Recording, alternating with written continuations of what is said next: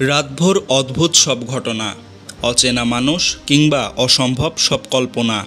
স্বপ্ন যেন আমাদের নিজেরই তৈরি এক রহস্যময় সিনেমা। কিন্তু ঘুম ভাঙার কিছুক্ষণের মধ্যেই সেই রঙিন জগৎটা হঠাৎ যেন মুছে যায়। আপনি হয়তো শুধু মনে করতে পারেন আমি স্বপ্ন দেখেছিলাম, কিন্তু কী ছিল সেই স্বপ্ন?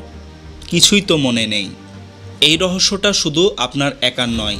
বিশ্বের প্রায় ৯৫% মানুষ ঘুম ভাঙার পর নিজের স্বপ্ন মনে রাখতে পারেন না। কিন্তু কেন এমন হয়? বিজ্ঞানীরা বলেন আমাদের মস্তিষ্ক ঘুমের সময় বিভিন্ন স্তরে যায়।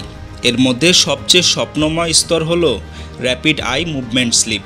এই সময় সবচেয়ে বেশি স্বপ্ন দেখি আমরা। কিন্তু এই স্তরে আমাদের মস্তিষ্ক স্মৃতি সংরক্ষণের কাজ বন্ধ করে রাখে। তাই স্বপ্নটা ঘটলেও সেটা মেমোরিতে সেভ হয় না।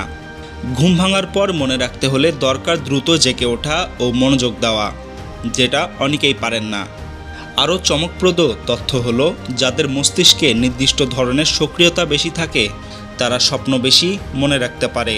অর্থাৎ কারো ব্রেন বেশি সচল থাকলে সে স্বপ্ন ভুলে না গিয়ে বরং আরও তাজাভাবে মনে রাখতে পারে।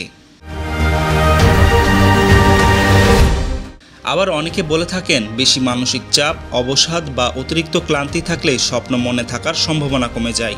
কেউ কেউ এমনকি মনে করেন আধা ঘুম বা ভোরের দিকে দেখা স্বপ্নগুলো বেশি মনে থাকে, কারণ তখন মস্তিষ্ক জাগরণের কাছাকাছি অবস্থায় থাকে। তবে সবচেয়ে মজার ব্যাপার হলো স্বপ্ন আমাদের অবচেতনের আয়না। মন যা বলে না তা অনেক সময় স্বপ্নে ফুটে ওঠে।